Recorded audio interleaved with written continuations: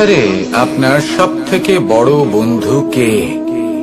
কেউ বলবেন ছোটবেলার বন্ধুরা, কেউ বলবেন মাতা পিতা, কেউ বলবেন ঈশ্বর। এবারে বলুন যে এই সংসারে আপনার সব থেকে বড় শত্রু কে? কেউ বলবে আপনার বিরোধী, সেই ব্যক্তি যে আপনাকে হিংসে করে, বা আপনার নিজের অহংকার। আমি বলবো যে এই সংসারে আপনার সব থেকে বড় বন্ধু হলো আপনার নিজের মন। এই চঞ্চল মনকে যদি আপনি নিয়ন্ত্রণ করতে শিখতে পারেন, তাহলে এর থেকে বড় বন্ধু এই সংসারে আপনি কোথাও পাবেন না। সেখানেই যদি এই মন আপনাকে বশ করে ফেলে, তাহলে সংসারে এর থেকে বড় শত্রুও আপনি কোথাও পাবেন না। প্রথমে এই মনকে নিয়ন্ত্রণ করতে শিখে যান, আর তখন এই মন প্রসন্ন হয়ে বলবে। মনুষ্য জীবনের সব থেকে বেশি গুরুত্বপূর্ণ বিষয় হল মনের একাগ্রতা। এই সংসারের যে কটি মহান কার্য সম্পাদন হয়েছে তা হল মনের এই একাগ্রতার একমাত্র ফল। আপনি অবশ্যই দেখে থাকবেন, অনেক ছোট বড় নদী যা বয়ে চলে তাদের সামনে একটা বাঁধ নির্মাণ করা হয় সেই সব নদীর জল সঞ্চয় করতে। বাঁধ হয়ে গেলে প্রয়োজন মতো বা মনের ইচ্ছে মতো তাকে ব্যবহার করা সম্ভব। এবার এটাই আমাদের মনের সাথেও সম্ভব।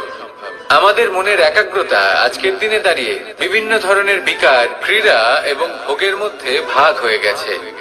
একে একত্রিত করতে হবে, একটা বাঁধ নির্মাণ করতে হবে।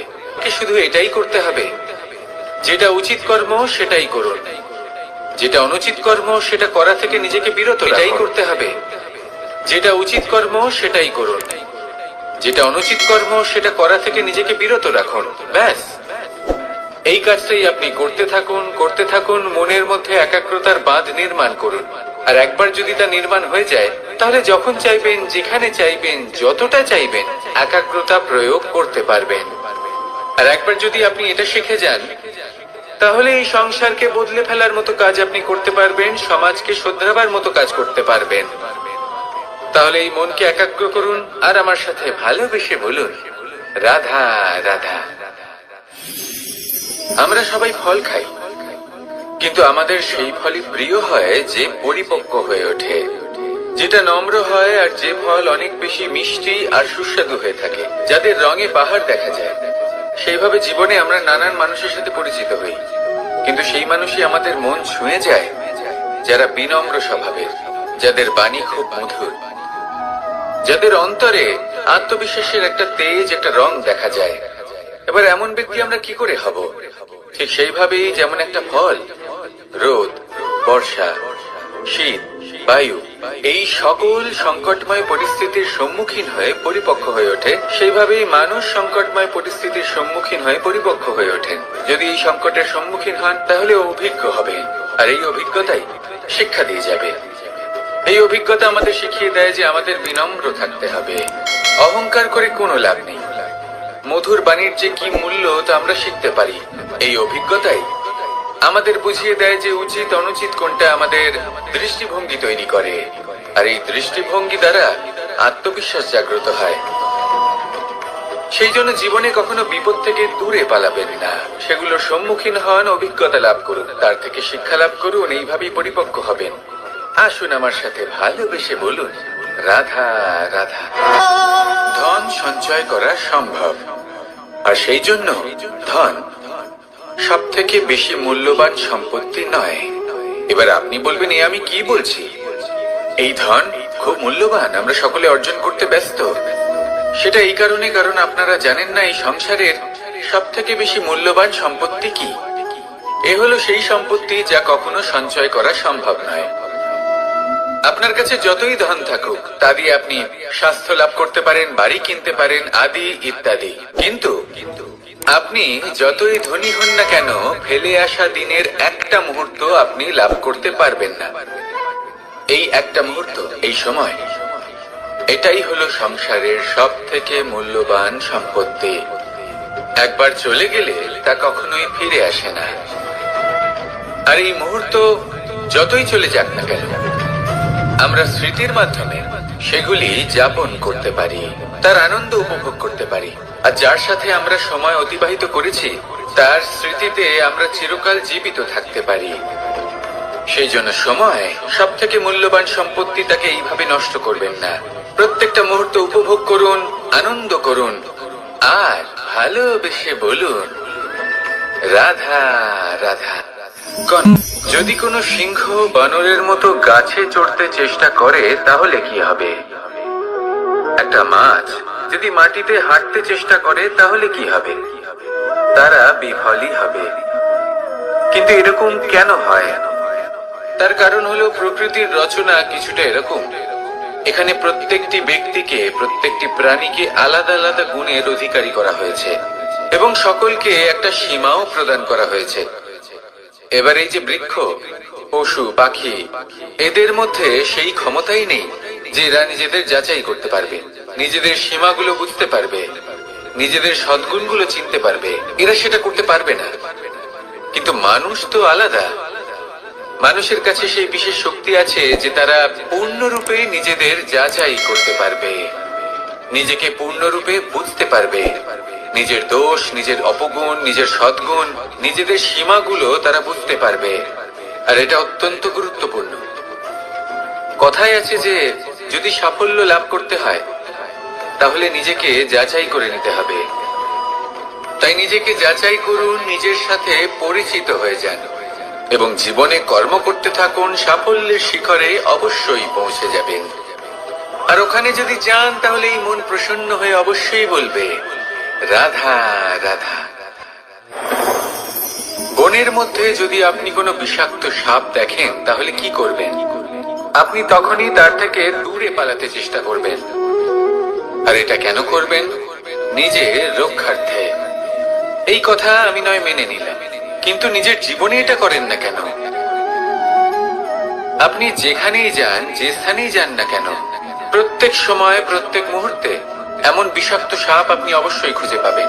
আর সেই সাপ নয় যাদের আপনি বনে খুঁজে পাবেন, এরা হলো সেই সাপ যা আপনাকে পাপ করতে বাধ্য করবে। আপনার অন্তরের বাসনা, ক্রোধ, অহংকার, লোভ, ঈর্ষা, এদের বৃদ্ধি ঘটাবে। দেখুন, বনের এই সাপ আপনাকে একবার ছেড়ে দিতেও পারে, ছোবল নাও মারতে পারে, কিন্তু এই যে পাপ রূপী সাপ আছে তা অবশ্যই ছোবল মারবে। কর্ম যদি করেন তাহলে অবশ্যই ফল পাবেন। সেই জন্য যখনই কোথাও যাবেন, যদি এমন কাউকে দেখেন, যদি এমন কিছু দেখেন যে আপনাকে পাপ করতে বাধ্য করছে, তাহলে সেই মুহূর্তে সেখান থেকে পালিয়ে যান। যেমন বনের সাপ দেখে আপনি পালাতে থাকেন। সৎকর্মের রক্ষা অত্যন্ত আবশ্যক। আসুন আর আমার সাথে ভালোবেসে বলুন রাধা রাধা। কি সুন্দর একটা শব্দ। এর অনেকগুলো রূপ রয়েছে, অনেকগুলো অর্থ রয়েছে। প্রথম অর্থ হলো স্বর্ণ, অর্থাৎ সম্পত্তি। দ্বিতীয় অর্থ ধুতুরা, অর্থাৎ গাছের ছোট একটা বীজ যা কিনা অত্যন্ত শক্তিশালী হয়। যদি বেশি মাত্রায় এর প্রয়োগ করা হয় তাহলে এটা বিষময় হয়ে উঠতে পারে। এই হলো সেই ধুতুরা যার প্রয়োগ মহাদেবের পুজোতে করা হয়। এবার প্রশ্ন হলো এটাই যে এই স্বর্ণ এবং এই ধুতুরার মধ্যে মিল কি রয়েছে? মিল হলো এটাই যে এই দুটোই মানুষকে মত্ত করে তোলে। ধুতুরা মানুষকে তখন মত্ত করে যখন তাকে সেবন করা হয়, কিন্তু স্বর্ণ, ধন, সম্পত্তি, মানুষ সেটা যতটাই অর্জন করে নেয় সেটাই যথেষ্ট। এই স্বর্ণ মানুষের ভাবনা চিন্তা করার ক্ষমতাকে বশ করে ফেলে। মানুষ সম্পত্তির লোভে মত্ত হয়ে ওঠে, কারণ যে যত চমৎকারী, যতটা অমূল্য হয় তাকে সামলানো কিন্তু ততটাই কঠিন, তাই না? তাই মনে রাখবেন, ধন, স্বর্ণ, সম্পত্তি এগুলো ধুতুরার থেকেও অনেক বেশি বিষাক্ত হতে পারে। তাই এর ওপর আত্মসংযমের একটা কবচ পরিয়ে রাখবেন এবং বিবেকের শক্তির সাথে এগুলো প্রয়োগ করুন, তবেই কল্যাণ হবে। আসুন আমার সাথে ভালোবেসে বলুন রাধা রাধা। রোগ যদি এসে থাকে তাহলে তার ওষুধও অবশ্যই আসে। সমস্যা যদি আসে তাহলে সেই সমস্যার সমাধানও নিজে থেকেই আমাদের কাছে চলেই আসে। এই সংসার, এই জীবনের শুধুমাত্র একটাই নিয়ম আছে, আর তা হলো এটাই, এই সংসার হলো একটা চক্রের মতো। এতে শাশ্বত বলে কিছু নেই, নিত্য বলে কিছু নেই, আর যা কিছুই রয়েছে সব বদলাতে চলেছে। যদি আপনার জীবনে দুঃখ থাকে, সমস্যা থাকে, যদি আপনি বিপদ দ্বারা আচ্ছন্ন, তাহলে মনে রাখবেন সবকিছু বদলে যেতে চলেছে। দুঃখের সময় কাঁদবেন না, মনকে আরো দুঃখী করে তুলবেন না, কারণ এখানে যা কিছুই এসেছে তা যাওয়ার জন্যই এসেছে। তাহলে এত চিন্তা কিসের? আনন্দ সহকারে জীবন যাপন করুন, আর আমার সাথে ভালোবেসে বলুন রাধা রাধা। মানুষের জীবনে তিনটি গুণ অত্যন্ত প্রয়োজনীয়: শ্রদ্ধা, বিনম্রতা, যোগ্যতা। যদি জ্ঞান লাভ করতে চান তাহলে শ্রদ্ধার প্রয়োজন, যদি মান লাভ করতে চান তাহলে স্বভাবে বিনম্র হওয়া প্রয়োজন, আর যদি মনোবাঞ্ছিত স্থান লাভ করতে চান তাহলে যোগ্যতার প্রয়োজন। বিষয়টা সহজ। শ্রদ্ধা আপনাকে জ্ঞান দেবে, নম্রতা আপনাকে মান, আর যোগ্যতা উচিত স্থান দেবে। কিন্তু যদি আপনি এই তিনটি গুণ সম্মিলিত করেন তাহলে এমন কিছু লাভ করবেন যা এই সব কিছুর থেকে অনেক ঊর্ধ্বে। সম্মান। আর এ হলো সেই সম্মান যা প্রত্যেক মানুষের নিজের জীবনে লাভ করতে চেষ্টা করা উচিত, কারণ এই হলো সেই সম্মান যার কারণে আপনি চলে যাওয়ার পরেও এই সংসার আপনাকে ভালোবাসবে আর মনে রাখবে। আসুন আমার সাথে ভালোবেসে বলুন রাধা রাধা। জীবনে গতি অত্যন্ত গুরুত্বপূর্ণ, মতিও হলো গুরুত্বপূর্ণ, এবং তার থেকেও বেশি গুরুত্বপূর্ণ হলো সঙ্গতি। একটা জলের ফোঁটা, তার মধ্যে গতি থাকে, প্রকৃতির মধ্যে তা লাভ করার ইচ্ছে নিহিত থাকে, কিন্তু এই যে সঙ্গতি তা নির্ধারিত করে যে এই জলের ফোঁটা ঝিনুকের মুখে পড়ে মুক্ততে পরিণত হবে নাকি বিষাক্ত সাপের মুখে পড়ে বিষে পরিণত হবে। এবার দেখুন, এই জঞ্জাল স্বর্ণকারের দোকানের সামনেও থাকে, এবং জঞ্জাল একজন ব্যবসাদারের দোকানেও থাকে, কিন্তু জঞ্জাল যা স্বর্ণকারের দোকানে থাকে তা ব্যবসাদারের দোকানের জঞ্জালের থেকে অনেক বেশি মূল্যবান, কারণ তার মধ্যে সোনার কণার সঙ্গতি থাকে। সেই জন্য জীবনে সঙ্গতির উপর বিশেষ গুরুত্ব দেবেন। যেমন সঙ্গতি তেমনই আপনি হবেন। আসুন আমার সাথে ভালোবেসে বলুন রাধা রাধা। প্রত্যেক প্রাণী ভালোভাবে জীবন যাপন করতে চান, এটা তাদের স্বভাবে আছে এবং ভাবাটা অনুচিত নয়। কিন্তু একটা ভালো জীবনের গুরুত্বপূর্ণ অংশ কোনটা? বসবাসের স্থান, সেই স্থান যেখানে আমরা জীবন অতিবাহিত করি। এবার মানুষ ভাবতে পারেন যে একটা ভালো বাসস্থানের অর্থ কি? সেই স্থান যেখানে সহজে জল পাওয়া যায়, যেখানে শুদ্ধ বায়ু পাওয়া যায়, যেখানে আনাজ উৎপন্ন হয়। এটা জীবনযাপনের জন্য পর্যাপ্ত বটে, কিন্তু ভালো জীবন যাপনের জন্য আরো একটা কথা আপনাকে বুঝতে হবে। সাধু, জ্ঞানী, পণ্ডিত ব্যক্তি, এই সকল মহাপুরুষ, এনাদের যে বাসস্থান তা অত্যন্ত বিশেষ হয়। এখানে এক ধরনের বিশেষ ইতিবাচক শক্তি থাকে, এমন একটা স্থান যেখানে দেবতারাও বিচরণ করেন। জীবন আমরা সবাই যাপন করি, কিন্তু জীবনের উদ্দেশ্য শুধুমাত্র জীবন যাপন করা নয়। জীবনের উদ্দেশ্য হলো মুক্তি লাভ করা। আর এই সকল সাধু, জ্ঞানী, পণ্ডিত ব্যক্তি, এই সকল মহাপুরুষ আপনাকে মুক্তির পথে নিয়ে যেতে পারেন, কারণ এরা হলেন সেই মহাপুরুষ যারা নিজেদের অন্তরের বিকার, অহংকার, ক্রোধ, বিদ্বেষ এই সকল দোষগুলিকে ত্যাগ করেছেন, এদের উপর বিজয় লাভ করেছেন।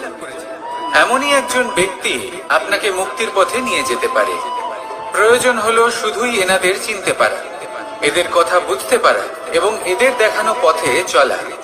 যদি আপনি এটা করতে পারেন তাহলে এই মন প্রফুল্ল হয়ে বলবে রাধা রাধা।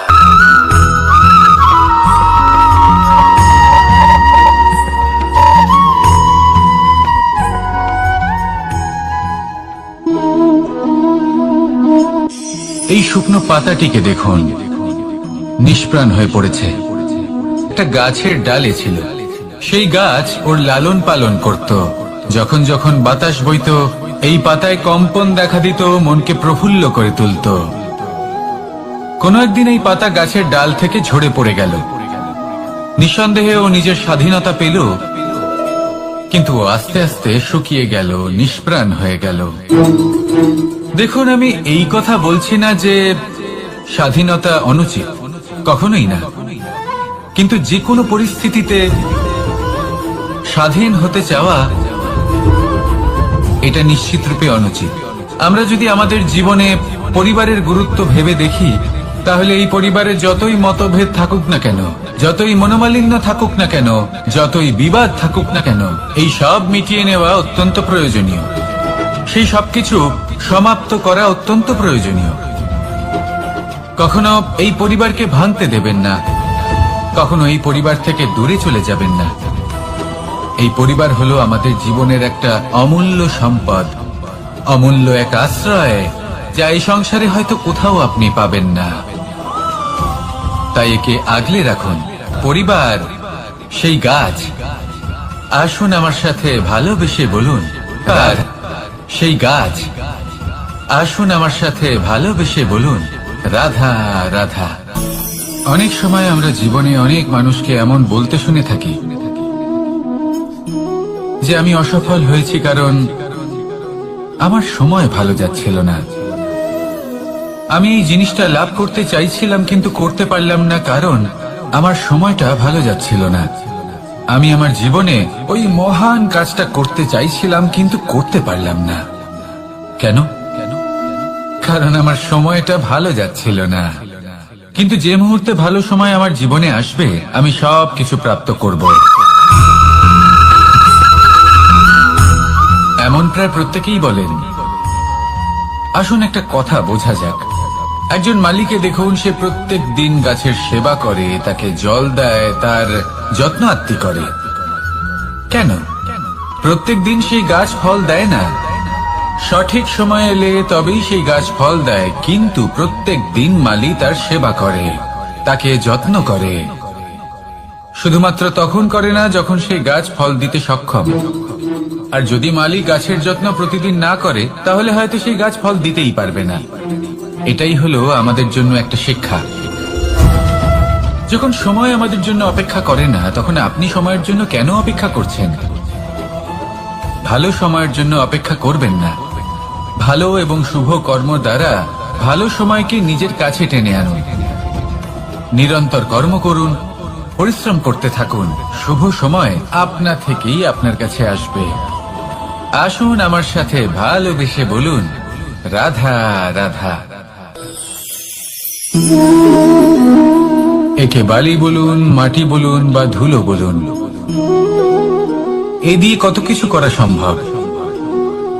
এ দিয়ে আপনি নিজের বাসস্থান নির্মাণ করতে পারেন, প্রাচীর গড়ে তুলতে পারেন, অট্টালিকা নির্মাণ করতে পারেন। কিন্তু যদি এই বালিকে আপনি মুষ্টিবদ্ধ করে রাখতে চান, তাহলে তা হাত থেকে ফসকে যাবে। আপনি কখনোই একে মুষ্টিবদ্ধ করতে পারবেন না। এরকমই হয় আমাদের জীবন, আর এরকমই হয় সময়।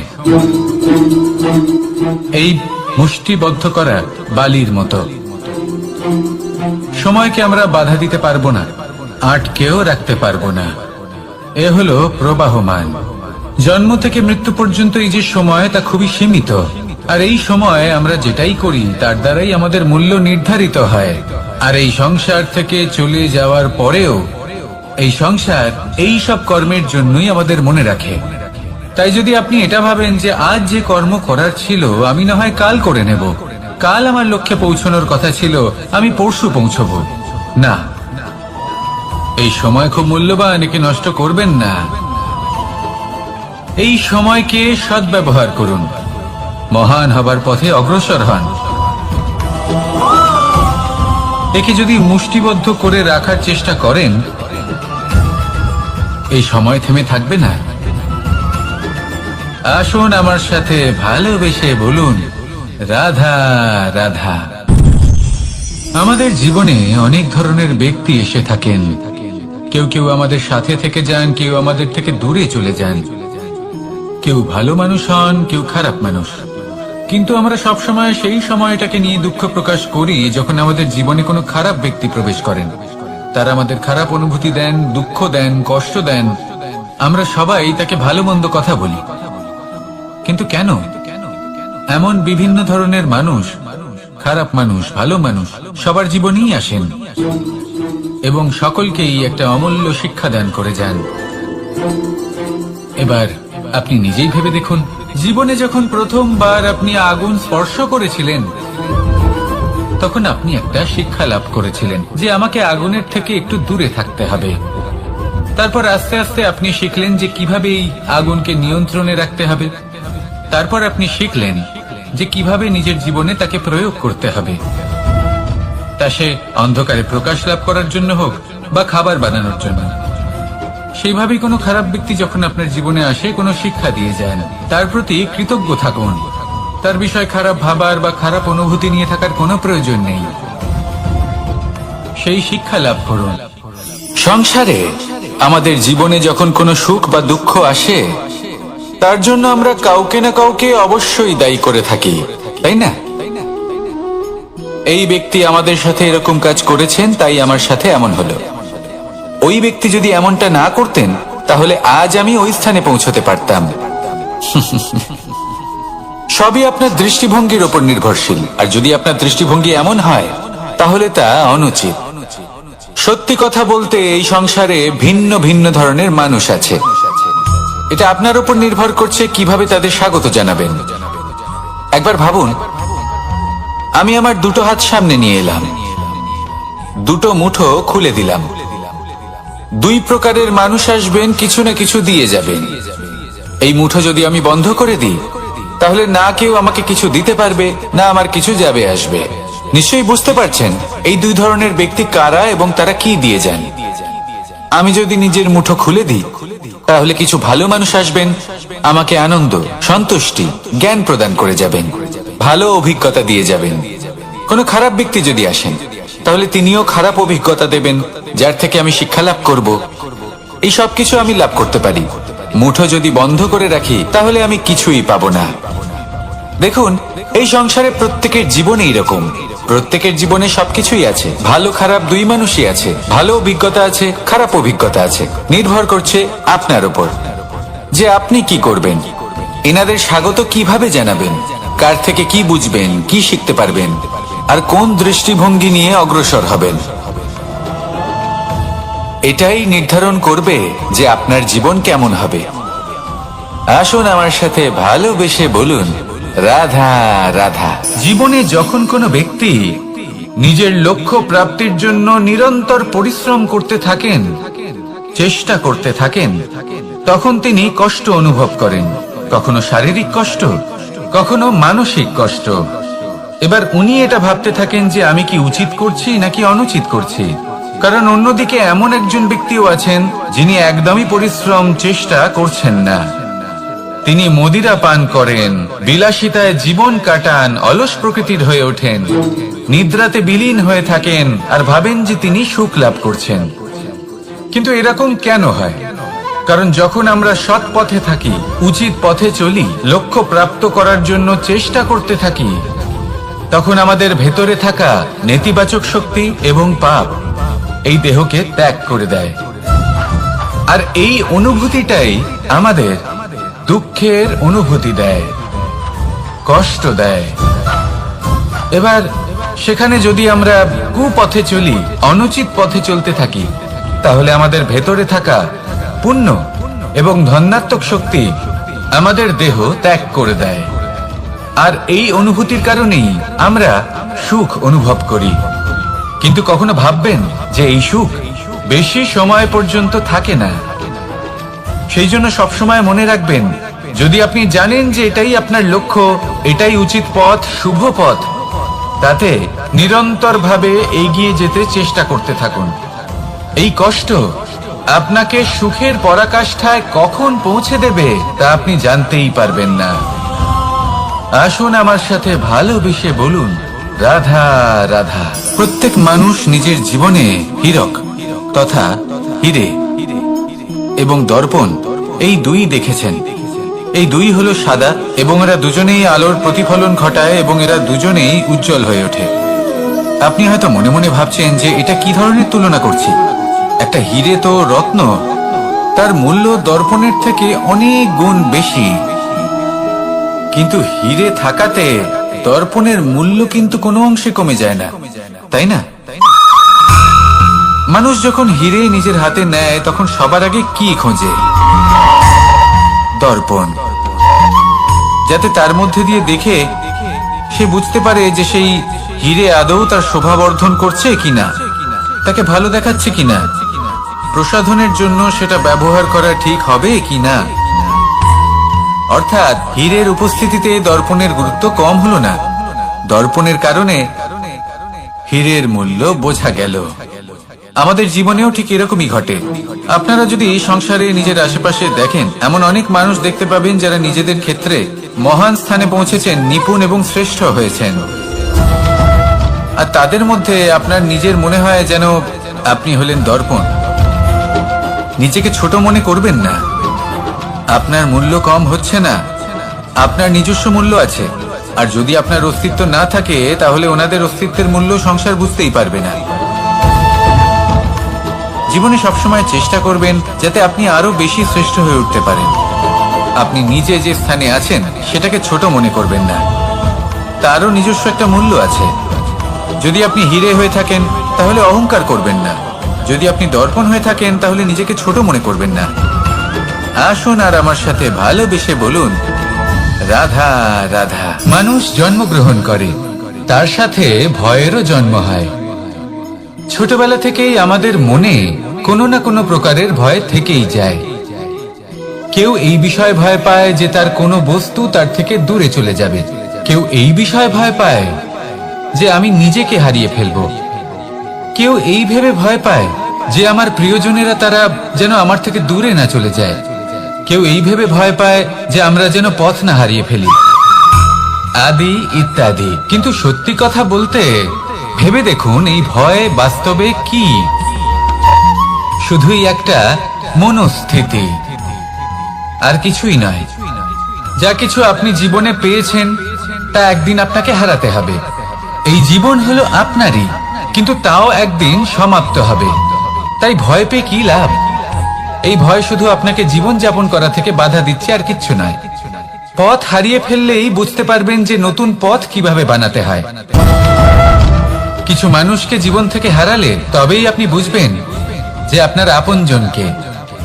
এই ভয়ের কারণে ভীত হয়ে থাকবেন না। এই তারা নক্ষত্র অন্ধকারের অভাবে গুরুত্ব হারায়। শিবকেও মহাদেব হওয়ার জন্য বিষপান করতে হয়েছিল। প্রত্যেক পরিস্থিতি, প্রত্যেক সাফল্য আপনার পরীক্ষা নেবে, তাতে উত্তীর্ণ হওয়া হলো আপনার কর্ম। যখনই আপনি ভয় পাবেন বা সংকটের সম্মুখীন হবেন, তখন সাহসের সাথে তার সম্মুখীন হন। মনে রাখবেন, যে সম্মুখীন হতে জানে সাফল্য তার সাথে সবসময় থাকে।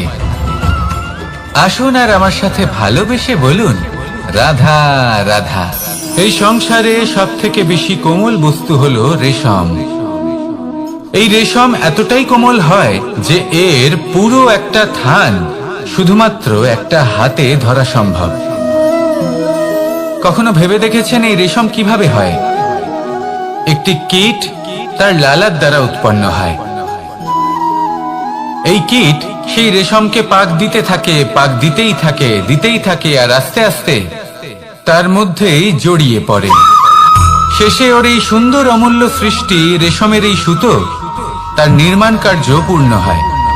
কিন্তু তাতেই ও নিজে বন্দী হয়ে যায়। নিজেরই মায়াজালের এই বন্দী গৃহে নিজেই ফেঁসে যায়। এবার এই সুতোকে ব্যবহারযোগ্য করে তোলার জন্য এই কীটগুলিকে এই কবচের সাথেই ফুটন্ত জলে ফেলে দেওয়া হয়। এই সংসারে যদি আমাদের স্বপ্ন এই সংসারের দুঃখ হরণ করার জন্য, এই সংসারে সুখ বিতরণ করার জন্য হয়, তবেই আমাদের প্রগতি সম্ভব। যদি আমাদের এই স্বপ্ন শুধুই আমাদের এবং আমাদের স্বার্থ সিদ্ধির জন্য হয়, তাহলে এই স্বপ্ন আমাদের অন্ধ করে দেবে, আমাদের অন্ধকারের পথে নিয়ে যাবে, আর আমরাও সেই কীটের মতো হয়ে যাব। নিজেদেরই মায়াজালে আমরা নিজেই ফেঁসে যাব, আর শেষে আমরা যদি কিছু লাভ করি তা হবে একাকিত্ব, অন্ধকারময় মৃত্যু। তাই স্বপ্ন অবশ্যই দেখুন, কিন্তু এমন ভাবে স্বপ্ন দেখবেন না যে তার এই বন্দিগৃহে আপনি নিজেই ফেঁসে গেলেন। স্বপ্ন দেখুন পরোপকারের, পরমার্থের, সবাইকে উদ্ধারের, অন্ধকারের নয়। তবেই কল্যাণ হবে, আর তবেই হৃদয় প্রসন্ন হয়ে বলবে রাধা রাধা। মানুষ যখন এই সংসারে প্রবেশ করে, অর্থাৎ জন্মগ্রহণ করে, তখন নিশ্চিন্তে থাকে, আনন্দে থাকে।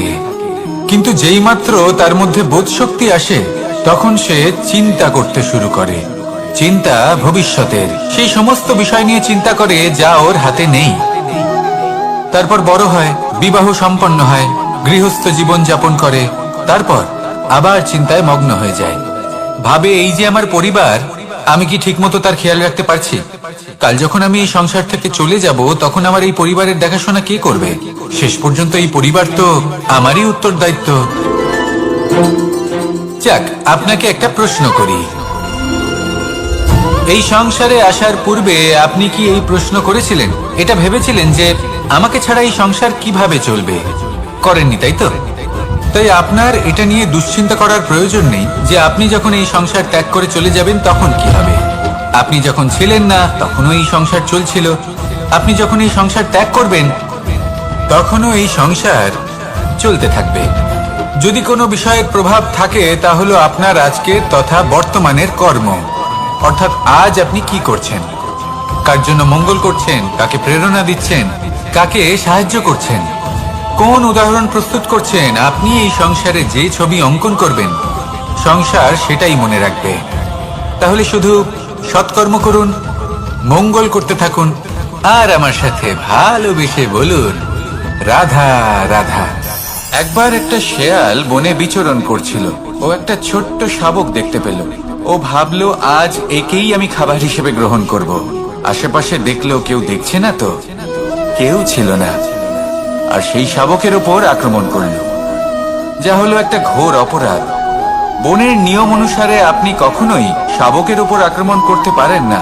তারপর এই খবরটা যখন রাজা সিংহ জানতে পারলেন, সভার আয়োজন করলেন।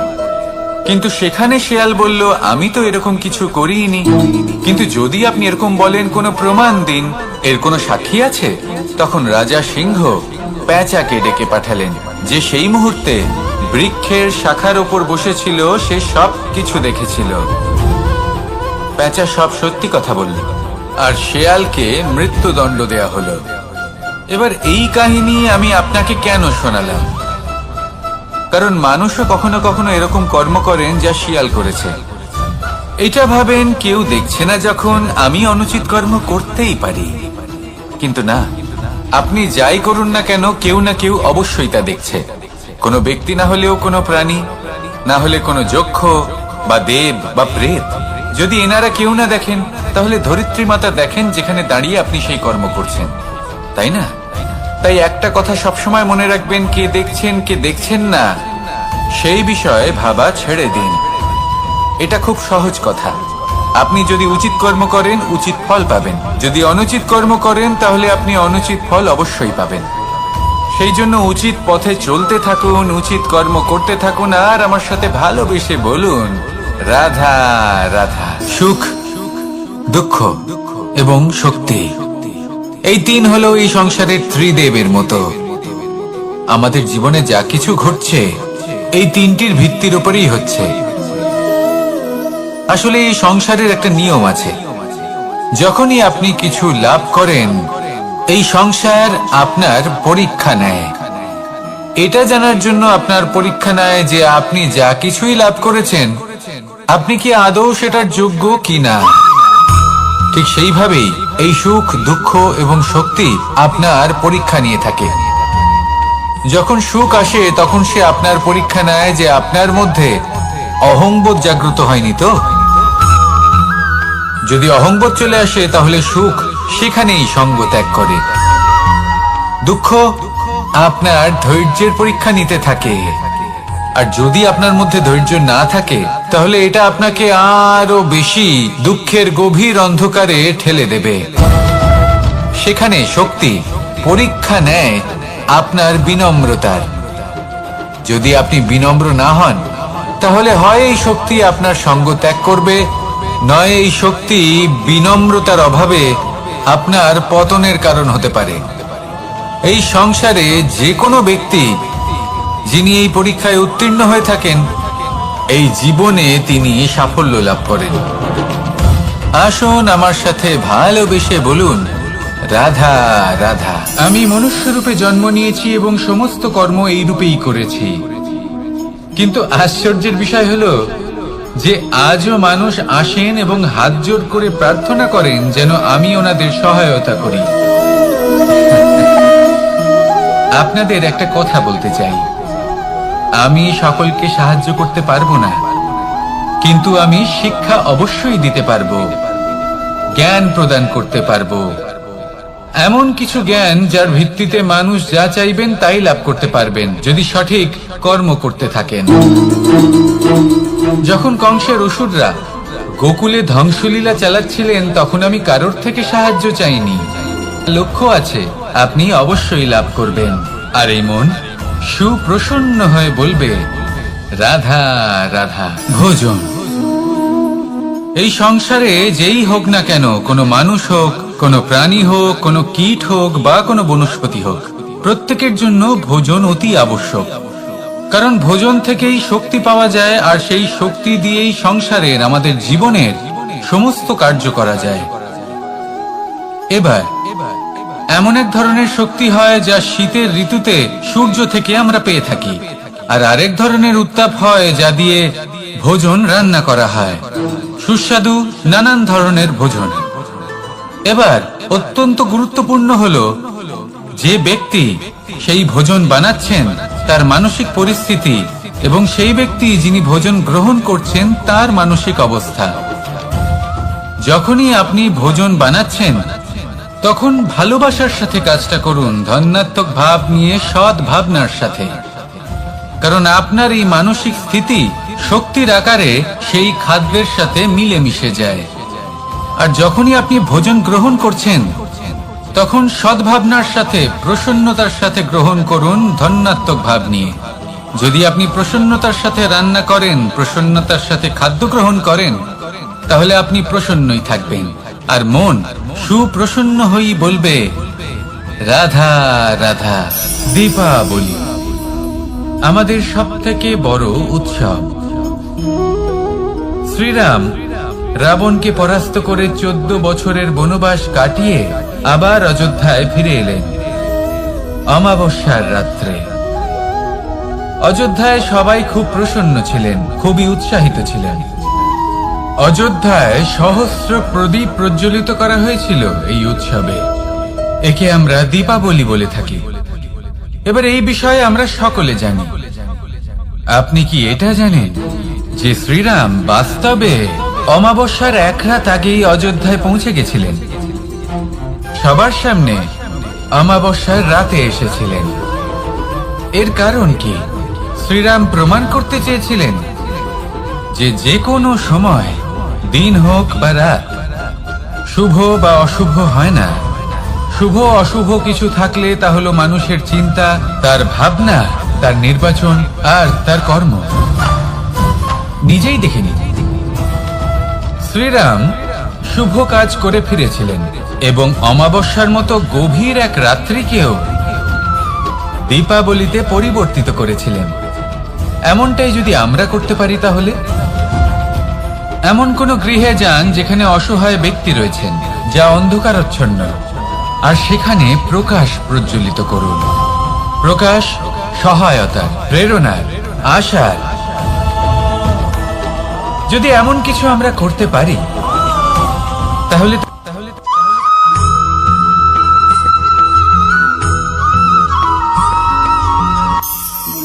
আমরা জীবনে এমন অনেক মানুষকে চিনি যারা অত্যন্ত শক্তিশালী, নিজের পরীক্ষা দিতে কখনো পিছপা হন না, খুব কঠোর হন,